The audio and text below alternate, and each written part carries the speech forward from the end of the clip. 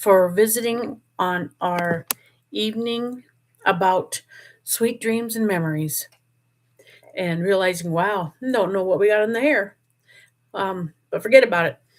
I am Jennifer Alley, and I am just coming on here tonight to visit about what's one of your first memories? What is your first memory?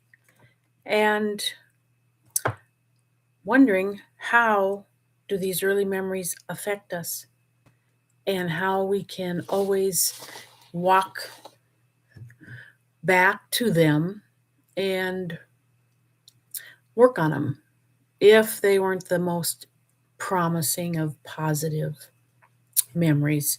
Um, share with you a little bit about my history and the being raised in a large family. I was number five, and my mom had 11 children, and I am,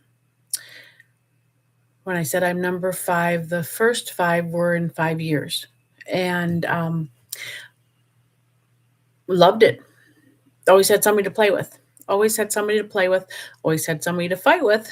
And the amazing thing of the more you fought, the closer you were definitely when you um, you missed them. So I was just jumping on here tonight to say, when we think of our early memories and our families, um, and when they talk about baggage, I we all have our own baggage, and sometimes we've never opened it, and it's really heavy. And sometimes we're like, I'm fine, no big deal, no big deal. Um, so that part of, is it a big deal? Is it a big deal? And what would I be able to do with this memory that I can remember? Um, because our body takes on the physical. Anything we eat or breathe or put on our body, it goes into our body. And the same thing with emotions. Trauma emotions can definitely um, affect and stay in our body. I was reading something where they said, sometimes when you get a massage or they're working on different things, crying, if they're working on this, can be because you um, stress, you held it here. Fear. Correct me in the comments if you are educated in this subject and go ahead and correct me. Love to, comment below any questions you have or comments on your first memory. And if you know what I was talking about, where our emotions can be stuck, and um, sometimes getting massages, ladies have cried, men have cried because those emotions were stored there. Um, so our body stores our physical traumas and our emotional traumas. And when I think about my first memory, um, it dawned on me that I'm old enough. I should probably go back and see if it needs to be just reprogrammed. Um, what it made me feel, what I thought my mom and dad thought about me or my siblings, um, and how to reprogram that. Because if you've ever heard that sometimes, even if you're 40, 30, 60, there is a old tape, a record that spins in our head of things that we heard when we were growing up. And one of the things one lady told me one time is, um, if you have a limiting belief on attaining a successful business, a successful success in anywhere, any place, excuse me, um, ask yourself, who in my life, family, friends, told me that I didn't deserve it. And I remember visiting with a friend of mine, and she looked at me and got tears in her eyes. And she said, so and so, when I was probably, I don't remember, she was before she was 10, she said, she was told, that not to be so, um, not to, I apologize. This just coming to my memory, not to be so prideful. And why did she think she was so special that she could do this? And knowing that most of the time, what I've figured out is the adults or the older siblings that say negative stuff to us when we're little do that not ever realizing that it just, wow, it sent a message to that cute little girl that would resonate with her forever unless she dealt with it. And that part of our words are powerful. Our actions resemble our actions speak louder than our words. And my memory, my first memory, to my knowledge, I don't remember words that were said. I only remember laughter. And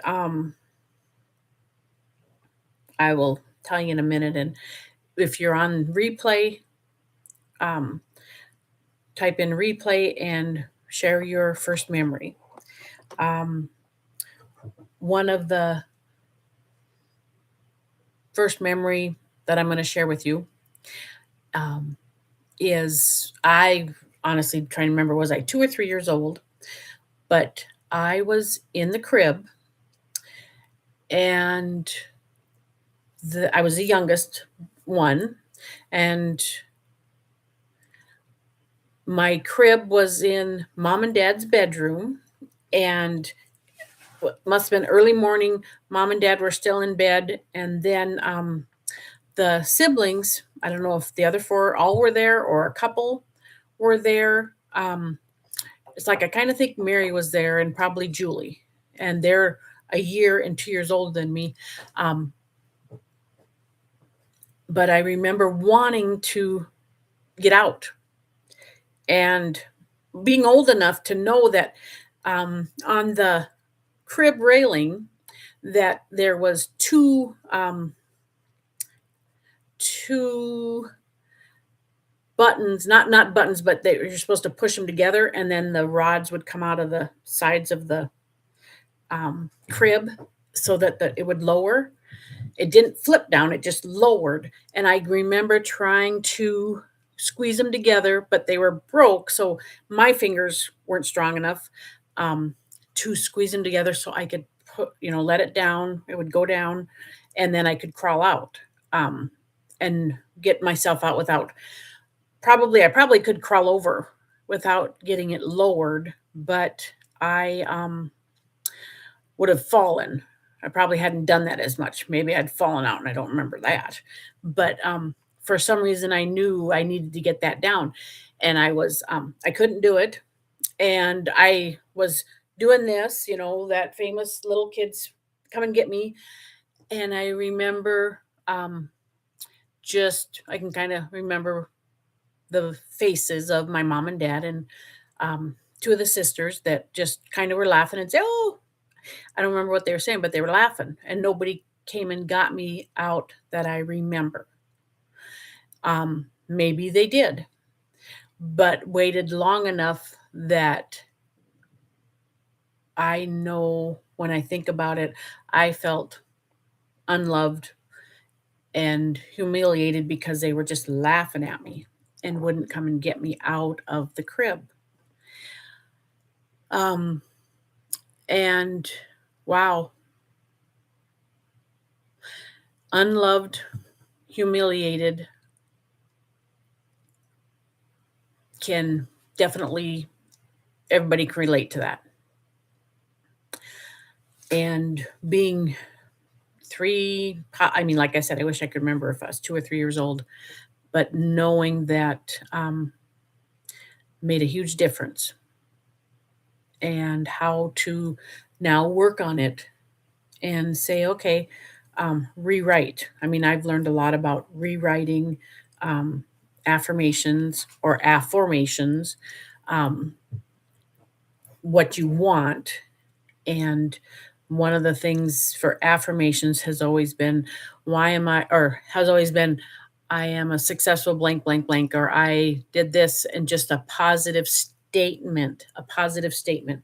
And what I have found is that works sometimes and works for some people, but the subconscious believes anything. And sometimes our conscious is so negative, that chattery, really negative, where I am always happy and organized and have dinner on the table every evening for my family, would be a affirmation I needed back then when my kids were home. Um, and my thought would have annihilated it and picked on me in my head, saying, well, but you never dot dot dot dot dot. Another form that I had learned is when they say, um, when they say to change it into a question, affirmation, and that is the why am I so organized and always have dinner on the table at 6 o'clock? And they're training on that. I can see the little book, and I apologize. I'm not remembering who did this. I can post it later for so they get the credit. But they said your brain and that little negative Nelly doesn't annihilate you, because your brain, it's a question, and your brain just starts to go and find it. So I just wanted to um, hop on here and just say, what's one of your first memories? Might it be holding you back because it was negative? I apologize for I'm gonna have to call my son back. Um, but how it affects us, and that part of not being able to get it open, people, my mom and dad and siblings laughing at me, and not coming to get me out. And just double checking my notes. So that part of what I'm going to be working on is redoing those thoughts, because amazing enough, years and years and years it can be in there, and it's such a my thoughts can be so ruddy that I find myself feeling, oh, no, I don't think I'm unloved. I think my kids love me. I think my husband loves me. But when there's a stressor in the conversation or a comment or an action, it can pull that up. Isn't that crazy that it can still be from years ago?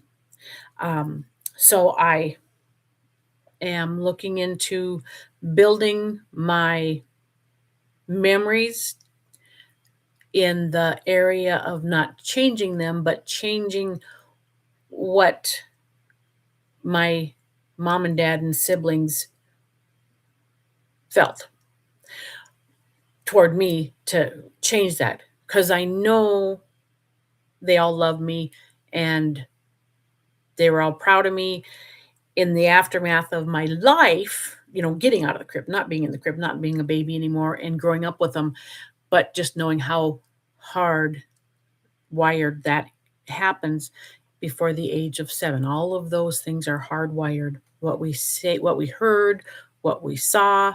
Um, so I just was glad to spend couple of minutes on here and talking about that. And like I said, in the comments, tell me your first memory. You guys have a great day. God bless you.